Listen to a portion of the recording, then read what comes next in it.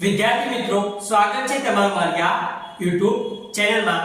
આજે આપણે આ વિડિયોના માધ્યમથી શીખીશું ઉદાહરણ 9। વિદ્યાર્થી મિત્રો, શું કહે છે ઉદાહરણ 9 માં?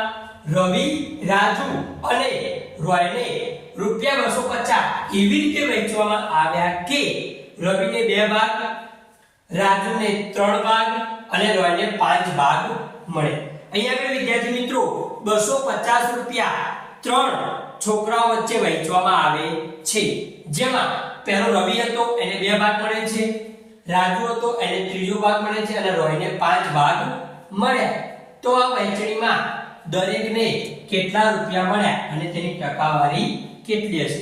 રૂપિયા પણ શોધવાના છે વિદ્યાર્થી મિત્રો અને ટકાવારી પણ શોધવાની છે વિદ્યાર્થી મિત્રો। જ્યારે આવો દાખલો પૂછાય સૌથી પહેલા શું લખીશું? આનો ગુણોત્તર લખીશું। ઓકે, ત્રણેય છોકરાઓને મળેલ ભાગનો ગુણોત્તર, ત્રણેય છોકરાઓને મળેલ ભાગનો ગુણોત્તર, મળેલ ભાગનો ગુણોત્તર। ઓકે, સૌથી પહેલા રવિની વાત કરીએ। રવિને 2 ભાગ મળ્યા તો 2 લખીશું ગુણોત્તર। રાજુને કેટલા ભાગ મળ્યા? 3 ભાગ તો 3 લખીશું ગુણોત્તર। રોયને 5 ભાગ મળ્યા તો અહીં આગળ 5 લખીશું। આ ગુણોત્તર લખી દેવાનો પહેલા। હવે લખીશું કુલ ભાગ। શું લખીશું વિદ્યાર્થી મિત્રો? કુલ ભાગ। તો 2 + 3 + 5 દરેકને જે ભાગ મળ્યા એનું શું કરવાનું વિદ્યાર્થી મિત્રો? સરવાળો કરવાનો।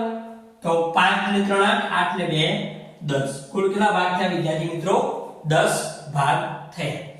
ત્યારબાદ આપણે શું કીધું છે કે વહેંચણીમાં દરેકને કેટલા રૂપિયા મળ્યા અને તેની ટકાવારી શોધો।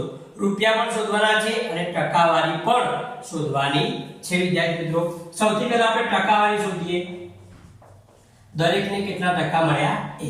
પહેલી વાત કરીએ આપણે વિદ્યાર્થી મિત્રો રવિની। કોની વાત કરીએ? રવિની વાત કરીએ। ઓકે, હા, તો કુલ કેટલા ભાગ છે આપણી જોડે? 10। કુલ ભાગ નીચે લખવાનો। હવે રવિને કેટલો ભાગ મળ્યો? 2 ભાગ મળ્યો। ઓકે, તો 2 ઉપર લખીશું। ટકાવારી શોધવાની હોય એટલે અપૂર્ણાંક બનાવી અને એને કેટલા વડે ગુણવાના? 100% વડે ગુણવાના। અહીંયા આગળ વિદ્યાર્થી મિત્રો આ ભાગાકારમાં 0 છે, ગુણાકારમાં 0 ઉડી જાય તો આપણે જોડે વધ્યું 2 × 10 તો કેટલો જવાબ આવશે? 20%। રવિને 250 ના કેટલા ટકા મળ્યા? 20% મળે। ઓકે, આગળ વાત કરીએ આપણે વિદ્યાર્થી મિત્રો રાજુની। કોની વાત કરીએ? રાજુની। તો કુલ ભાગ જે રહ્યા 10 એ નીચે લખવાના। રાજુને કેટલો ભાગ મળ્યો? 3 ભાગ મળ્યો તો 3 ઉપર લખવાના ગુણ્યા 100%। અહીંયા આગળ વિદ્યાર્થી મિત્રો 0 0 ઉડી જશે, વધ્યું 3 × 10 એટલે કે 30%। રાજુને કેટલા ટકા મળ્યા? 30% રૂપિયા મળ્યા। શેમાંથી? 250 માંથી વિદ્યાર્થી મિત્રો। ત્યારબાદ વાત કરીએ રોયની। કોની વાત કરશું? રોયની।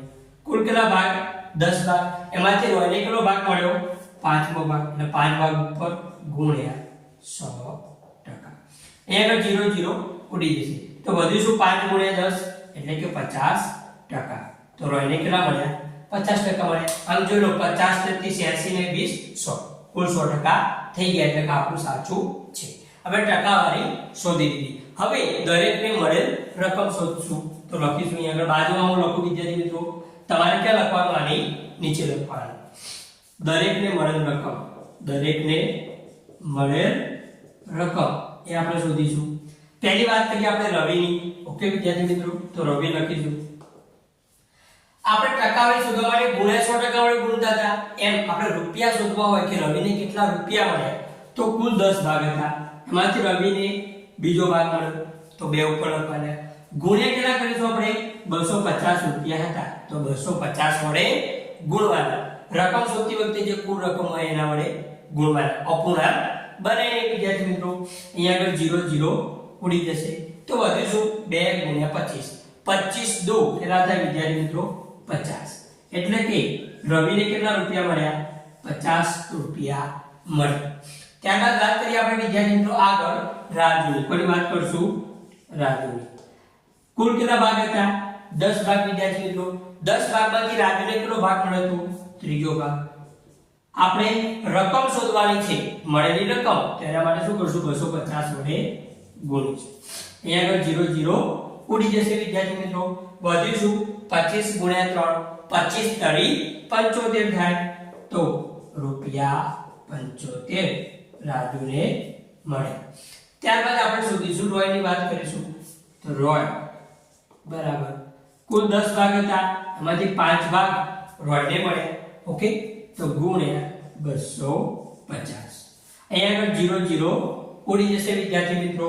તો વધીશું 25 ગુણ્યા 5, 25 પંચા કેટલા થાય? 125 રૂપિયા. રોયને કેટલા મળ્યા? 125 રૂપિયા મળ્યા. આ ત્રણનો સરવાળો કરીએ 125 માં 75 ઉમેરીએ તો 200 થાય. 200 માં 50 ઉમેરીએ તો 250 પૂરા થઈ ગયા.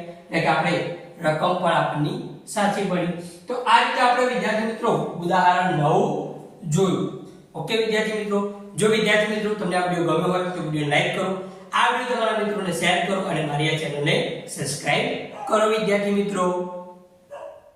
આગળ જોતા પહેલા વિદ્યાર્થી મિત્રો હું તમને એક ખુશખબરી સંભળાવી દઉં કે જેમ તમે અત્યારે YouTube પર ભણી રહ્યા છો મારી સાથે, એમ મેં એક એપ્લિકેશન બનાવી છે જેમાં તમારા ધોરણના ગણિતના દરેકે દરેક પ્રકરણનો મેં એક સંપૂર્ણ કોર્સ તૈયાર કર્યો છે વિદ્યાર્થી મિત્રો, જેમાં તમને ઉદાહરણ, સ્વાધ્યાય અને વધારાના એક્સ્ટ્રા દાખલા પણ હું એમાં તમને શીખવાડું છું. ત્યારબાદ દરેક પ્રકરણ પૂર્ણ થાય પછી હું એમાં એક ઓનલાઈન ટેસ્ટ આપેલો છે જે તમે આપી શકો છો.